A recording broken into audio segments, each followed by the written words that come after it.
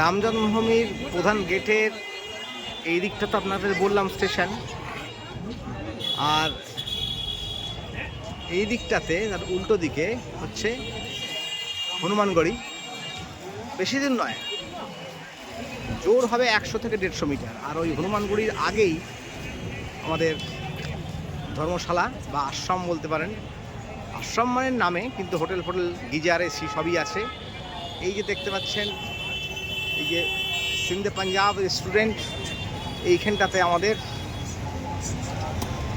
হোটেলটা, এবং তার একটু পরেই মানে 100 মিটার গেলেই হচ্ছে আমাদের হনুমানগড়ি। সুতরাং লোকেশনের দিক থেকে এই হোটেলে আমি চয়েস যেটা করেছি সেটা খুব ভালো। আপনারা দেখতে পারেন, যদি পছন্দ হয় তাহলে নেবেন। এই যে রাস্তাটা সোজা চলে যাচ্ছে, এই সোজা রাস্তাটাতেই আপনাদের এই যে জায়গাটা আমি দেখাচ্ছি জুম করে, এই দেখুন হনুমানগড়ি দূরে দেখাচ্ছে। আর এই যে এইখানটা এই যে গেট আছে, ওই ওপরের গেটটা এখানেই হচ্ছে হোটেলটা। সামনাসামনি গিয়ে আমি দেখাবো আরেকবার। হ্যাঁ, সুতরাং লোকেশনের দিক থেকে খুব ভালো এইটা। আর এইটা হচ্ছে ওই হনুমানগড়ি রাস্তার এরো চিহ্ন দেওয়া আছে হনুমানগড়ি। আর এই হচ্ছে রাম মন্দিরের প্রধান প্রবেশদ্বার।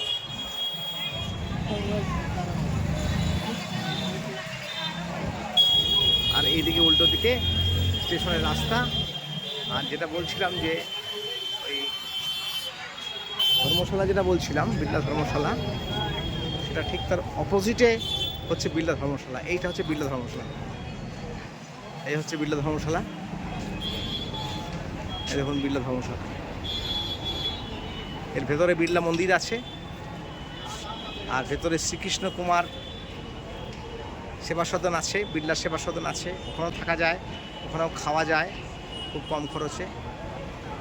এই দেখুন, এটা হচ্ছে বিড়লা ধর্মশালার রুমগুলো।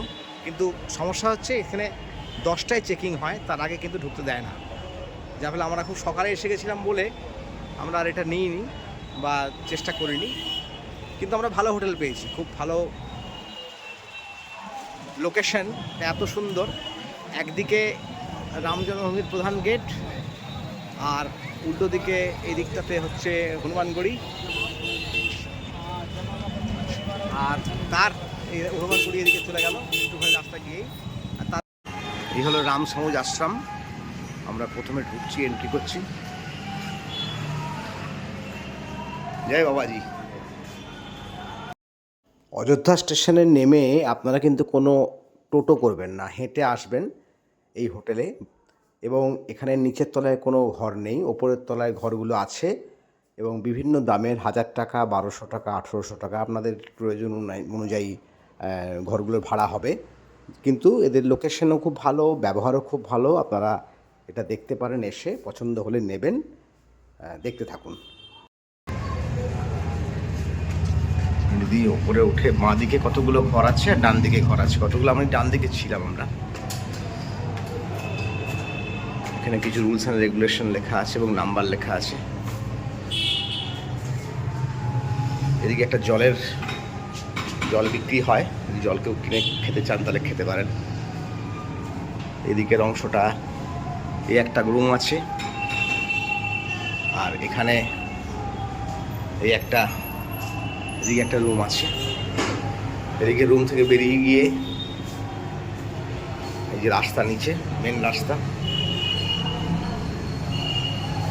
আর এবার আমরা আমাদের ঘরের দিকে যাচ্ছি।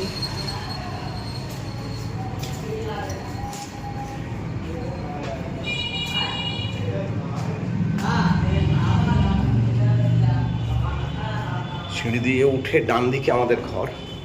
ডান দিকের এই পোর্শনটাতে 6 নাম্বার, 7 নাম্বার এবং আমাদের 8 নাম্বার রুম। আমরা এই ঘরটাতে আছি, উইন্ডো সাইড। এই আমরা রাম সমাজ আশ্রমের 8 নম্বর ঘরে ঢুকছি, যেখানে আমরা ছিলাম। এই ঘরটার আপনাদের ট্যুর করিয়ে দিই বা দেখিয়ে দিই। এই ঢুকলাম, ঢুকে এখানে একটা টেবিল আছে, একটা চেয়ার আছে, আর এখানে একটা আয়না আছে। এইদিকে একটা কিং সাইজ বেড আছে। মোটামুটি 2জন ডবল বেড হিসেবেই ওরা দিচ্ছে, কিন্তু আমার মনে হয় তিনজন ও থাকতে পারবে, অসুবিধা নেই। আর এখানে একটা দেখবেন প্লাগ পয়েন্ট আছে, চার্জার পয়েন্ট। এইটা কিন্তু জেনারেটর করা আছে, অর্থাৎ লাইট কোনো কারণে চলে গেলে, কারেন্ট চলে গেলে এখান থেকে আপনি চার্জ দিতে পারবেন। আর ফ্যান আছে, ফ্যানটাও কিন্তু ইনভার্টার করা আছে। আর একটা লাইট, এই লাইটটা এটাও ইনভার্টার করা আছে। আর বাকি লাইটগুলো কিন্তু নর্মাল লাইটে আছে। সুতরাং জেনারেটর যদি চলেও যায় কারেন্ট, তাহলে সেক্ষেত্রে কিন্তু একটা কম্বল দেওয়া আছে, যদি চলেও যায় তাহলে কিন্তু অসুবিধা নেই। এই দিকটা দেখুন, আমি এখান থেকে দেখাচ্ছি। এদিকটায় বাইরেটা একদম রোডের ওপরেই, এই রামপথ, এই রামপথের ওপরেই এই আশ্রম, রাম সমাজ আশ্রম আছে। সামনে দোকানপাট, নিচে সমস্ত খাবারের দোকান সমান সমস্ত আছে।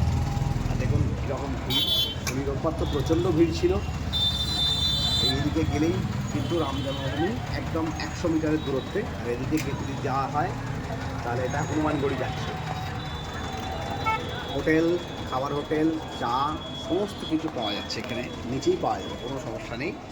আর এইখান থেকে দেখুন এই ঘরটা কত বড় সাইজ ঘরটা। আর বাথরুমটা দেখাই। বাথরুমটা হচ্ছে, দেখো বাথরুম, বেসিন আছে, এখানে গিজার আছে। এটা ওয়েস্টার্ন টয়লেট আছে, সুতরাং ভালোই। ডেসক্রিপশন দেখাচ্ছি, ফাঁকা হয়েছে 2 নম্বর রুম। দেখুন দরজাগুলো দেখছি, এটা বড় রুম। এবং কত বড় রুম, বিশাল বড় রুম, 4 বেডের রুম, 2টো টেবিল, 2টো চেয়ার। বা বিশাল, দেখুন কত বড় রুম। এখানে একটা আয়না, বিশাল সাইজের আয়না আছে। এদিকে একটা খাট, 2 থেকে 3 জন শুতে পারবে। এদিকে একটা খাট, এটাও সেই জানলার ধারেই আছে, মানে একদম সামনে রোড। এসি আছে, এখানে একটা ফ্যান আছে, এখানে একটা ফ্যান আছে। আর এই হচ্ছে টয়লেট। এই টয়লেটটাও খুব বড়, অনেক বড় টয়লেট। অ্যাকচুয়ালি এই ঘরটা ফ্যামিলি রুম। আপনারা এখানে এসে যোগাযোগ করবেন। এবং এখানে একটি ছেলে আছে, শিবা দাস, সেও খুব হেল্পফুল। আর যিনি দেখাশোনা করেন শ্রীরাম সমুজ্জি, তিনিও খুব ভালো। সুতরাং চেষ্টা করবেন, দেখবেন। ধন্যবাদ।